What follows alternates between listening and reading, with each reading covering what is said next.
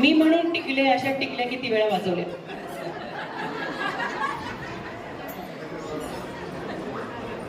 मी म्हणून टिकले असं बायका नवऱ्याला नेहमी म्हणत असतात, पण अशा टिकल्या तुमच्या घरात कधी वाजल्या का?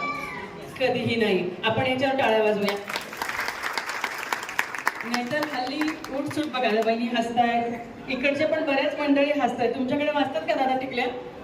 रोज वाजतात का? तुम्ही रेड शर्ट घातलाय म्हणून वाजत असतील कदाचित, डेंजर झोन. म्हणजे आजकाल जरा काही एकमेकांसाठी केलं तर मी म्हणून टिकले अशा टिकल्या वाजणारी ही आजची तरुण पिढी आणि आमच्यापर्यंतची पिढी. पण कधीही नाही झालं ही आनंदाची गोष्ट आहे. तुम्ही तुमच्या या 50 वर्षाच्या प्रवासाबद्दल यांच्याबद्दल काय सांगाल? फार अवघड प्रश्न असतो नवऱ्याला. असं काही पटलं नाही आणि एक दिवस आम्ही बोलत नाही असं केव्हाही झालं नाही 50 वर्षाच्या. लग्न कसं आणि आता हल्ली विवाह संस्था असतात किंवा कॉलेज आपलं, तर नक्कीच तुमच्या आयुष्यात नाही. हे स्थळ आलं कुठून आणि कसं लग्न जमलं तुमचं? तिची मोठी आत्या ही माझी मोठी वहिनी आहे, त्याच्यामुळं लहानपण तिचं तिच्याकडे येऊन व्हायची. ही आमच्या आत्या बसली येतं, तर याच्यामुळं हे यायचं आणि याच्यामुळं आमचं जमलं.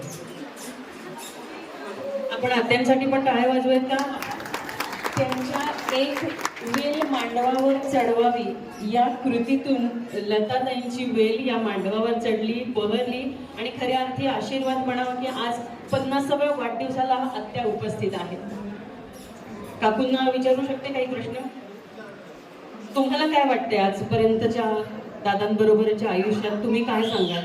किंवा मी असं म्हणेन की नवीन पिढीला तुम्ही काय सांगाल की कसं राहिलं पाहिजे? एवढंच माझं म्हणणं आहे की सगळ्यांनी एकमेकांना समजून घेऊन राहणं फार गरजेचं आहे. हे हल्ली जे आपण ऐकतो समजून घेणं फार गरजेचं आहे. पसंती जेव्हा झाली तुमची तेव्हा तुम्ही असं कोणत्या मुद्द्यावरून ठरवलं होतं की हा मुलगा करायचा? दोघांनी सांगा. काका हात शिवशिवत आहेत काकांचे. आता काय आपण सगळे घरातलेच आहोत, त्याच्यामुळे घरातली जास्ती मुद्दे म्हणतात तसा काय प्रकार मी ठेवणार नाही.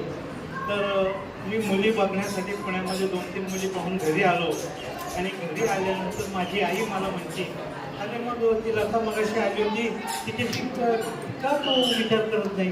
त्यावेळेला माझी मनस्थिती अशी होती, लता ही मुंबईची लहानाची मोठी झालेली आणि मग तिथं मी आपला खेडे ग्रामीण भागातला एक मुलगा कसं काय जमणार असा माझ्या डोळ्यापुढे उभा राहिला. त्याच्यानंतर वडील म्हणाले, अरे किती केले आपल्या नात्यागोत्यातले आहेत. मग आम्ही 2-3 दिवस विचार केला आणि त्या 2-3 विचारानंतरच दिवसानंतर आम्ही आमच्या आईवडिलांना शब्द दिला की आम्ही आमचं पक्क केलं म्हणून. लताताईंच्या तुमच्या आयुष्यात येण्यानं तुमच्या आयुष्यात काय बदल झाला? यू तो चली थी जिंदगी रडत खडत असं काही नसणार आहे, पण लताताईंच्या येण्यानं तुमच्या आयुष्यात काय बदल झाला? नाते आपले गतजन्मीचे म्हणून तू माझे मनओडी, लता असू दे अशीच गोडी तुझी न माझी सवंगडी.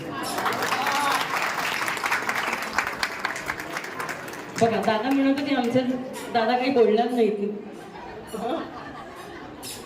पण मी ज्योतिष विशारद आहे बरं का. मी ज्योतिष विशारद आहे, सिग्नेचर एक्सपर्ट आहे, हस्तरेषा तज्ञ आहे. काकांचा एक फोटो मला पाठवला होता, त्यावरून मी त्यांना म्हणाले होते काकांचा स्वभाव थोडा जॉली असावा. बरोबर आहे ना? चला माझा अभ्यास ट्रॅकवर आहे म्हणायला मला हरकत नाही. हाच प्रश्न तुम्हाला विचारला तर?